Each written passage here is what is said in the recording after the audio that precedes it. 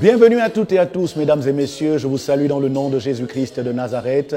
C'est un bonheur, une joie de vous retrouver encore une fois nombreux dans le cas, n'est-ce pas, de votre émission Intervention surnaturelle. Oui, Intervention surnaturelle, c'est cette émission qui vous permet d'entrer en possession de votre bénédiction, oui, de la grâce, de la faveur, en tout cas de tout ce que Dieu a promis et réservé aux hommes qui l'invoquent.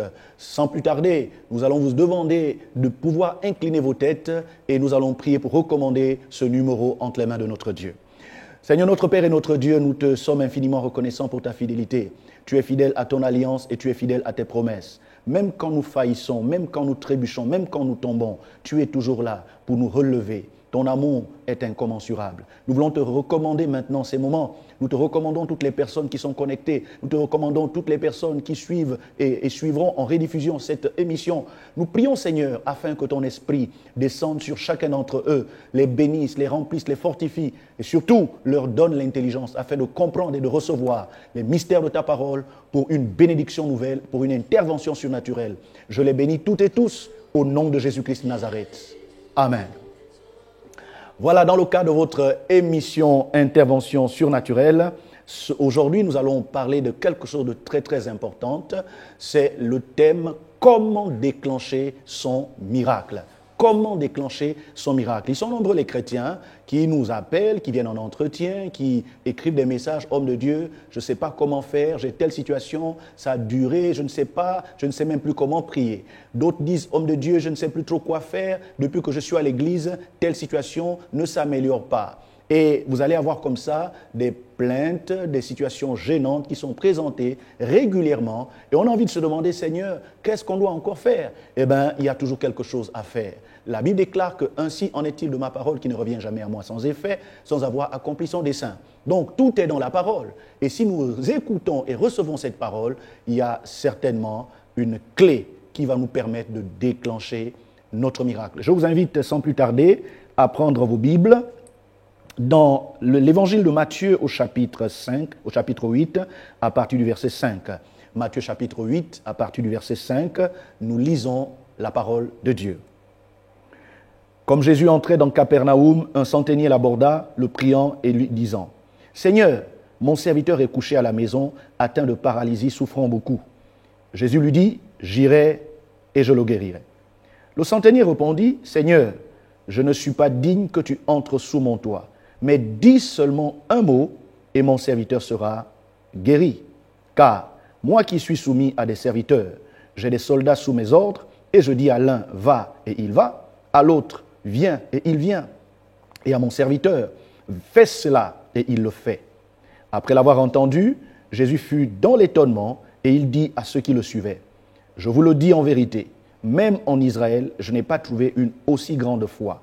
Or, je vous déclare que plusieurs viendront de l'Orient et de l'Occident et seront à table avec Abraham, Isaac et Jacob dans le royaume des cieux. » Je voudrais donc ici marquer une pause, sinon un stop, car la partie qui nous intéresse, effectivement, c'est celle du verset 5 au verset 10.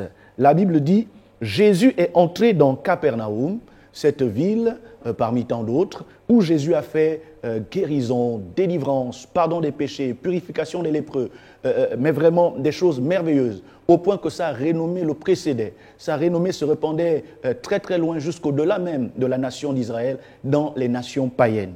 Et là, en Capernaum, un centenier, c'est-à-dire un chef militaire de l'armée romaine, va l'aborder et va lui présenter son problème. La première chose déjà que j'aimerais dire à quelqu'un, c'est que Jésus n'a jamais, je dis bien n'a jamais mis de restrictions ni de barrières pour qui a le droit de prier et qui n'a pas le droit de prier. Si on vous dit tel a le droit de prier, tel n'a pas le droit de prier, c'est faux. Qui que tu sois, je dis bien qui que tu sois, quelle que soit ta nationalité, ton rang social, ton ethnie, ta région, quelle que soit ta religion, quelle que soit ta croyance, si tu viens à Jésus, il t'accueille les bras ouverts, son oreille est attentive à ton cri et à tes doléances. Donc ce centenier aborde Jésus et lui pose son problème. Il lui dit « Seigneur, mon serviteur est couché à la maison, atteint de paralysie et souffrant beaucoup. » Pendant que je suis en train de parler, je vois dans l'esprit des gens dont la carrière est paralysée, des gens dont le foyer est paralysé, des gens dont la santé est vraiment paralysée, des gens dont les finances sont complètement asphyxiées. Vous avez tout essayé, mais rien ne marche. Vous faites beaucoup d'efforts pour peu de résultats. Et vous posez la question de savoir comment je dois encore prier. Qu'est-ce que je peux encore faire? Cet homme avait le même problème que vous. Cet homme avait la même situation que vous. Cet homme était préoccupé. Et je suis sûr qu'il était allé plusieurs fois au temple. Il allait voir les docteurs, il allait voir les pharisiens, il allait voir les sadducéens. En tout cas, tous ceux qui avaient la pratique religieuse en ce temps-là se s'entenir et allaient les voir. Et je suis sûr que, n'ayant pas eu gain de cause, c'est pourquoi il approche le Seigneur et il lui pose son problème. Parfois, il est important de laisser, n'est-ce pas, les intermédiaires. Parfois, il est important de laisser les escaliers, de laisser les béquilles et d'aller directement au Seigneur. Et quand on va directement au Seigneur, on lui pose le problème, on lui pose notre gêne, on lui pose notre difficulté, on lui pose notre situation sans détour. Vous savez, parfois, l'exagération dans la politesse diminue l'intervention par rapport à la résolution de notre situation. Il est important d'aller droit au but. Cet homme est allé droit au but. Il dit, Seigneur, mon problème, c'est que j'ai mon serviteur qui est malade. Ce n'est pas une petite maladie. C'est une maladie qui l'a complètement invalidé, qui l'a complètement paralysé. C'est une maladie qui fait qu'il n'est plus utile. Il ne peut plus travailler, il ne peut plus balayer, il ne peut plus aller faire des courses, il ne peut plus faire le jardinage, il ne peut plus rien faire. Or, je l'aime, c'est l'un de mes meilleurs serviteurs. Je l'ai depuis longtemps. Il a de la place dans mon cœur. Il est pour moi comme un fils. Le Seigneur l'a regardé et Jésus va lui dire une chose qu'il avait rarement l'habitude de dire pour ceux qui sont des païens. Jésus va dire, j'irai et je le guérirai. Pourquoi je le dis? Souvenez-vous qu'une femme cananéenne, donc une païenne, s'était approchée du Seigneur pour lui poser aussi un problème lié à l'état de santé de sa fille. Et le Seigneur a clairement dit, je ne vais pas aller parce que je n'ai pas été envoyé vers toi, j'ai plutôt été envoyé vers les brebis perdues d'Israël. Voyez-vous le contraste? Dans cette histoire, Jésus, sans se faire prier, sans se faire supplier, décide de lui-même d'aller dans la maison de ce païen et de régler le problème de son serviteur qui était malade. Mais le serviteur va réfléchir et va répondre en disant au Seigneur, « Je ne suis pas digne que tu entres sous mon toit. » Première clé, pour déclencher votre miracle, vous devez réaliser que vous n'êtes pas digne. Un seul est digne. C'est celui qui a donné sa vie à la croix. C'est celui dont le sang a coulé. C'est celui qui s'est écrié, tout est accompli. Un seul est digne. C'est celui qui a porté la couronne d'épines. C'est celui dont le côté a été percé, dont les mains et les pieds ont été percés. C'est celui sur qui on a craché. C'est celui dont on a arraché la barbe. C'est lui seul qui est digne. Nous les hommes, quel que soit notre rang, notre position, notre qualité, notre grade, nous ne sommes pas et ne serons jamais dignes. Un seul est digne, c'est le Seigneur Jésus. Et cet homme accomplit cela. Il dit, Seigneur, je ne suis pas digne que tu entres sous mon toit. Mais qu'est-ce que son toit avait de particulier? Parfois, il est important d'entrer en nous-mêmes et d'examiner quelle est l'atmosphère. Qu'est-ce qui se passe sous le toit de notre maison? Oui, très souvent, nous pensons que Dieu est obligé de nous exaucer. Non, commençons par examiner notre environnement. Quelle est l'atmosphère? Qu'est-ce qui se passe au quotidien? Du lever du soleil jusqu'à son coucher. Qu'est-ce qui se pratique dans notre maison? Qu'est-ce qui se pratique dans notre lieu de travail? Qu'est-ce qui se pratique là où nous allons au marché? Est-ce que nous glorifions Dieu? Est-ce que nous élevons Dieu? Est-ce que nous honorons Dieu? Est-ce que nous faisons sa volonté? Ou bien quelque part, nous faisons la promotion des œuvres de l'ennemi? Cet homme était honnête. Il a reconnu que sous le toit de sa maison, il y avait une mauvaise activité. Il y avait le péché, il y avait la désobéissance, il y avait, n'est-ce pas, l'infamie, il y avait toutes sortes d'iniquités. C'est pourquoi il dit au Seigneur, je ne suis pas digne que tu entres sous le toit de ma maison. Mais dis seulement un mot, my God. Dis seulement un mot. La deuxième clé pour déclencher ton miracle, tu as besoin d'un mot. Tu as besoin d'une déclaration. Tu as besoin, n'est-ce pas, d'une proclamation. Vous savez, le mot grec traduit par la foi ou alors la parole, il y a deux mots. Il y a logos, il y a rhéma. Quand on parle de parole en grec, on parle de logos et on parle de rhéma. Et ici, le centenier est en train de dire, ne me donne pas logos, mais donne-moi plutôt rhéma. Je sais que dans la mission que le Père t'a donnée, je sais que dans ton mandat, je sais que dans tes pouvoirs, tu peux le guérir, tu peux faire quelque chose. Mais s'il te plaît, moi je veux que tu me dises un mot. Parce que si tu déclares le mot, si tu proclames une parole, quelle que soit la distance, quelle que soit la gravité de la maladie, quel que soit l'état critique dans lequel se trouve mon serviteur, je sais qu'il sera guéri. Effectivement, Jésus va s'étonner, Jésus va s'émerveiller. La Bible dit, dis seulement un mot et mon serviteur sera guéri. Car moi qui suis soumis à des supérieurs, j'ai des soldats sous mes ordres. Qu'est-ce que le centenier romain est en train de nous apprendre? Il est en train de nous apprendre qu'en réalité, la puissance de Dieu est véhiculée sur la terre par les anges. Or, les anges ne travaillent pas dans le désordre. Les anges sont hiérarchisés. Et parce que les anges sont hiérarchisés, les anges ont la capacité de prendre la parole du trône de Dieu et de la répercuter sur la terre. C'est pourquoi le centenier dit à Jésus, tu es le grand roi, tu es le chef suprême de l'armée céleste. Dis un mot et un de tes soldats va exécuter sans que tu aies besoin de te déplacer physiquement. My God, quelle révélation! Combien d'entre nous réalisons que parfois on n'a pas besoin que le pasteur vienne te rendre visite.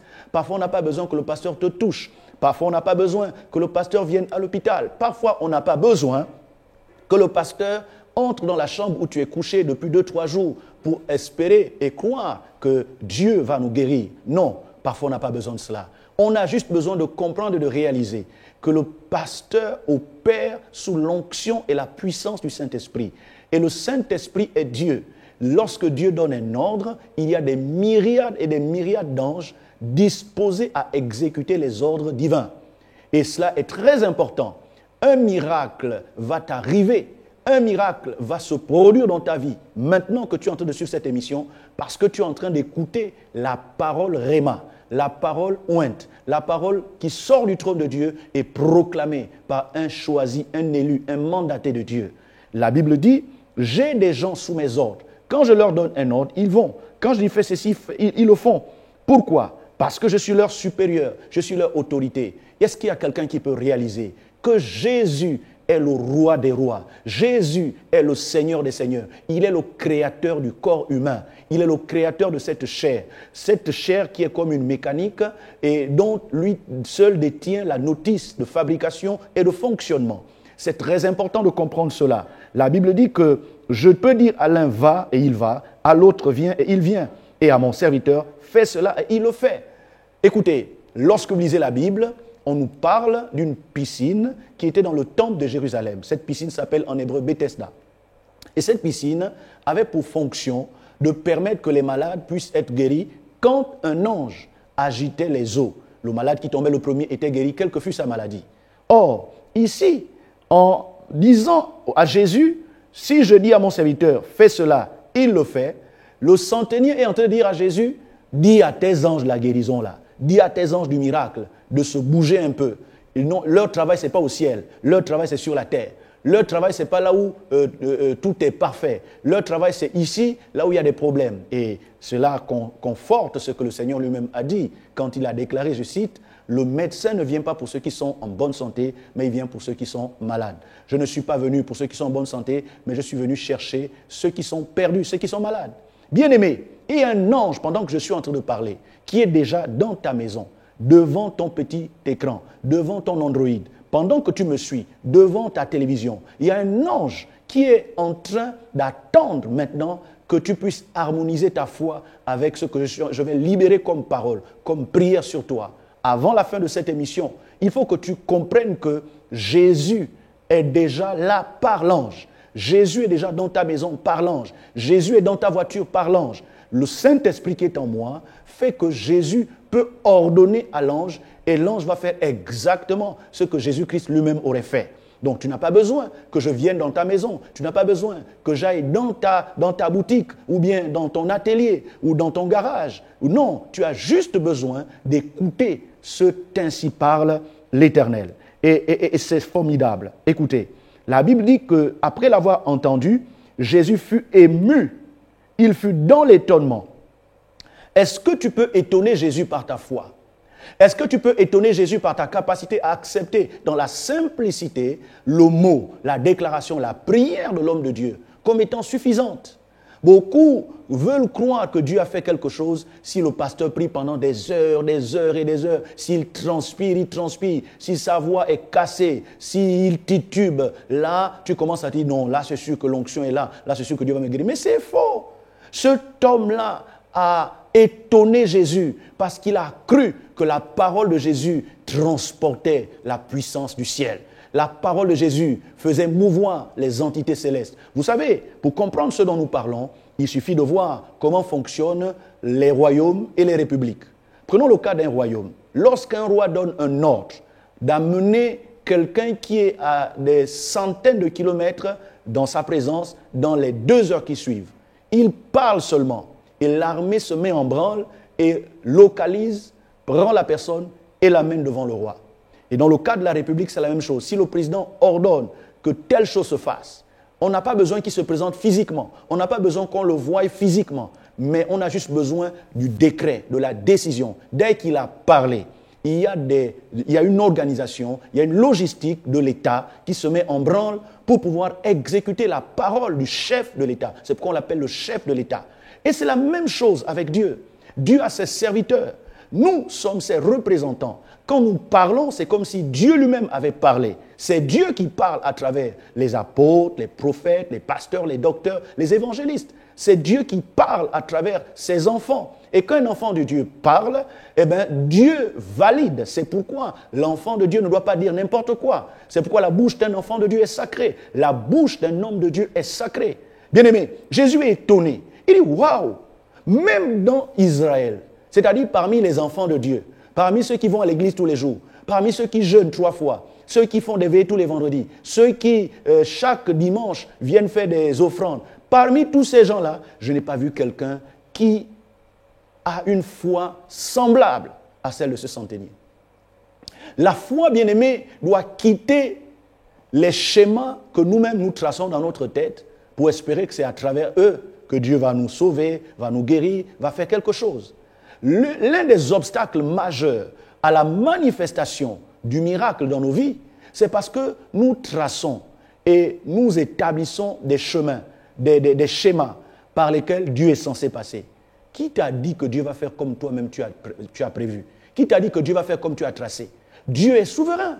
Il est omniscient, omnipotent, omniprésent. Il fait ce qu'il veut, quand il veut, avec qui il veut et comme il veut. Ce dont tu as besoin, c'est qu'il agisse. Ce dont tu as besoin, c'est qu'il intervienne. Mais comment il va le faire? Ça, ce n'est pas de ton ressort. C'est pour cette raison que je voudrais amener quelqu'un à réaliser que c'est le temps d'entrer dans ce que j'ai appelé le déclenchement de ton miracle. La Bible dit, dans tout Israël, je n'ai pas trouvé une aussi grande foi. Si Jésus a dit, je n'ai pas trouvé une aussi grande foi, ça veut donc dire que la foi a des dimensions.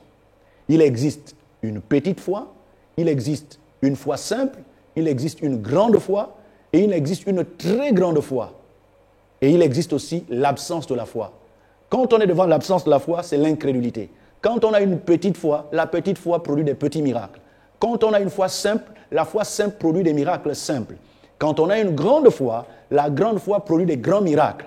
Et quand on a une très grande foi, eh bien, la très grande foi produit des très grands miracles.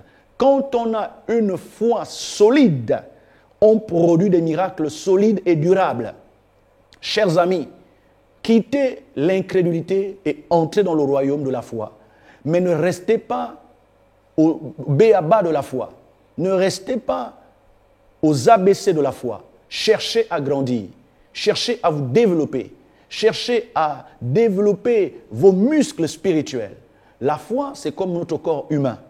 Au fur et à mesure que nous mangeons la parole et que nous faisons des exercices spirituels, notre foi se développe. Elle se développe et nous permet d'être en bonne santé. Mais si vous ne nourrissez pas votre foi de la parole et si vous n'acceptez pas les exercices d'application, il sera difficile que vous puissiez avoir des miracles. Et quels sont ces exercices d'application? Ce sont les difficultés, ce sont les épreuves, ce sont les problèmes qui se présentent à vous. En réalité, tout problème qui vous arrive est un exercice que Dieu vous donne afin de pouvoir emmener votre foi à un niveau supérieur. La Bible dit, dans tout Israël, je n'ai pas trouvé une aussi grande foi. Vous savez, il y a eu une époque dans ma vie où j'étais convaincu que Dieu aimait plus certains serviteurs de Dieu par rapport à d'autres. Il y a une époque de ma vie où j'étais convaincu que Dieu est plus avec certains pasteurs qu'avec d'autres. Pourquoi? Parce que je ne pouvais pas comprendre que vous avez des pasteurs qui jeûnent beaucoup, qui prient beaucoup, qui vivent dans la sainteté, qui vivent, mais vraiment qui dorment et qui se réveillent avec la Bible. Mais quand vous voyez leur vie, ils font pitié. Quand vous voyez leur rendement, ils font pitié. Quand vous voyez leur pouvoir d'achat, il est tellement fragile qu'ils sont endettés, je dirais même surendettés. Et juste à côté, vous allez avoir des gens qui n'ont même pas leur consécration, qui n'ont même pas leur spiritualité, qui n'ont même pas le niveau de crainte de Dieu qui est le leur, mais qui baignent dans la bénédiction, qui baignent dans vraiment la prospérité et qui, on a l'impression que tout ce qu'ils entreprennent, ça marche. Ils ont des grandes églises, ils ont la bénédiction, tout le monde les respecte, des rois, des présidents veulent les écouter parce que quelque part, ils leur inspirent confiance. Où est le problème? Le problème est au niveau de la foi. On peut avoir la foi, mais ne pas avoir la foi qui correspond à la situation qui est devant toi. Donc, chaque fois qu'une situation se présente, comprends que c'est une occasion que Dieu te donne pour pouvoir monter un peu afin de t'ajuster, pour pouvoir renverser cette montagne, parce que chaque fois que tu renverses une montagne, ta foi monte. Chaque fois que tu renverses une montagne, ta foi monte jusqu'à ce qu'elle soit tellement élevée que quelle que soit la montagne qui peut encore se présenter devant toi, elle ne te renversera jamais, mais c'est plutôt toi qui renversera et déplacera cette montagne. C'est pourquoi dans Matthieu 17, Luc 9 et Marc 9, on nous dit que si quelqu'un dit à cette montagne, ôte-toi de là et jette-toi dans la mer, s'il ne doute pas dans son cœur, mais croit que ce qui dit arrive, il le verra s'accomplir. Chers amis, bien-aimés dans le Seigneur, vous pouvez déclencher ce miracle. Vous pouvez obtenir cette bénédiction. Vous pouvez sortir de cette crise, de cette situation. Cette montagne n'est pas trop grande devant la puissance de Dieu. L'Éternel a dit à Zorobabel, « Qui es-tu, toi, grande montagne, devant Zorobabel? Tu seras aplani. » Le plan de Dieu, c'est de déplacer nos montagnes. Le plan de Dieu, c'est de nous donner la victoire. Le plan de Dieu, c'est de nous faire sortir de la vallée. Le plan de Dieu, c'est de nous faire traverser le désert. Le désert n'est pas le point final, n'est pas l'escale finale de ton voyage. Le désert n'est qu'un passage obligé et obligatoire. La finalité, c'est Canaan, la bénédiction, la stabilité. Et j'aimerais te dire, tu peux faire cette expérience. Dans ma vie, j'ai expérimenté la fidélité de Dieu. J'ai vu comment, dans les moments les plus difficiles, Dieu m'a permis de me relever. J'ai vu comment, dans les moments de désespoir, vous savez, il y a un temps où les gens seuls ne sont pas là à être désespérés, mais vous-même, vous êtes convaincus que vous n'avez plus le droit d'espérer. Non seulement les gens ne croient pas en vous, mais vous-même, vous avez cessé de croire en vous. Pourquoi? Le degré de la galère, de la difficulté, le degré du problème. Or, j'ai compris qu'il fallait que je passe par toutes ces vallées afin que Dieu me rende capable d'expérimenter le miracle, non pas une fois, non pas deux fois, mais tous les jours. Parce que la règle divine veut que les miracles nous accompagnent. La Bible dit, voici les miracles qui accompagneront ceux qui auront cru. Je suis avec vous tous les jours. Donc si le Seigneur est avec moi tous les jours, alors tous les jours, les miracles doivent m'accompagner. Alors les miracles vont m'accompagner si je marche dans l'humilité. Les miracles vont m'accompagner si je marche dans la faim et la soif d'écouter les instruments de Dieu, le canal, le moyen par lequel Dieu me parle, mon prophète, mon leader, celui qui est ma couverture spirituelle, celui qui intercède pour moi, celui qui jeûne et prie afin de me donner la nourriture qui convient à ma situation. Je dois chercher à l'écouter, quelle que soit la situation qui se présente. Même si moi-même, je suis intelligent, j'ai déjà des solutions, mais il est important que j'écoute qu'est-ce que l'homme de Dieu a à dire par rapport à cette situation. Ce centenier l'a pris et l'a compris. C'est pourquoi il a dit, je suis devant la bonne personne. Je n'ai même plus besoin d'aller à gauche, à droite. Il faut juste qu'il dise un mot. Aujourd'hui, je déclare que tu es guéri au nom de Jésus-Christ. Aujourd'hui, je déclare que tu es béni au nom de Jésus-Christ. Aujourd'hui, je déclare que tu es délivré de cette oppression au nom de Jésus-Christ. Aujourd'hui, je déclare que tu réussis et tu triomphes de tous tes ennemis. Je déclare que tu es plus que vainqueur. Je déclare que l'huile qui est sur ma vie brise toute forme de joug, toute forme de lien, toute forme de cadenas et de chaînes qui étaient dans ta vie. Je déclare la bénédiction de l'Éternel qui enrichit et qui ne se fait suivre d'aucun chagrin. Alors tout simplement, que Dieu t'emmène dans cette dimension où tu sauras que ce n'est ni par force, ni par puissance, mais par le Saint-Esprit. dit l'Éternel. Ce n'est ni par force, ni par puissance, mais par le Saint-Esprit, dit l'Éternel. Écoutez-moi bien. Il y a des gens qui pensent que, quelle que soit ma prière, en tout cas, cette situation-là, vraiment, elle est trop compliquée. J'ai tellement de témoignages. Je vous dis simplement, pendant que je suis en train de parler, la puissance de Dieu est en train de vous localiser. La puissance de Dieu est en train de vous saisir. La puissance de Dieu est en train de détruire la maladie, la dette, l'oppression, les maris, les femmes de nuit, les implants mystiques qui se baladent dans votre chair et vous empêchent de bien dormir. La puissance de Dieu est en train de vous purifier et de faire de vous une exception dans votre génération. Permettez que je prie.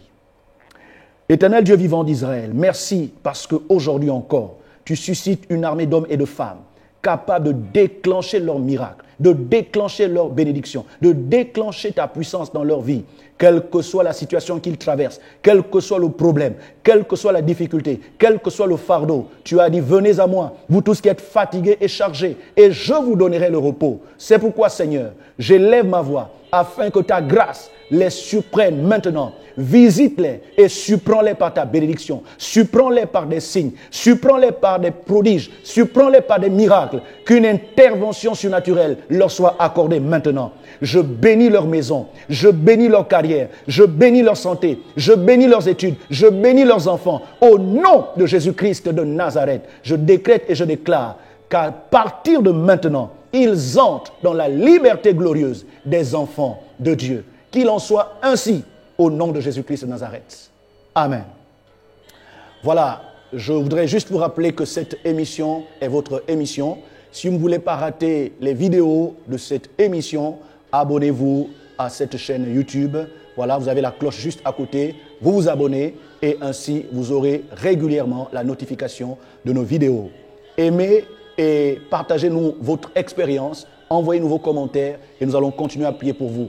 Alors, pour envoyer, n'est-ce pas, vos requêtes de prière, vous les envoyez au plus 241 62 426 46 68. Et pour tout don, pour toute offrande, pour toute dîme, pour toute semence, pour toute action de grâce, vous les faites au 074 80 85 85. 074 80 85 85. Ça a été un plaisir pour nous de vous avoir nombreux. Que Dieu vous bénisse et à plus tard.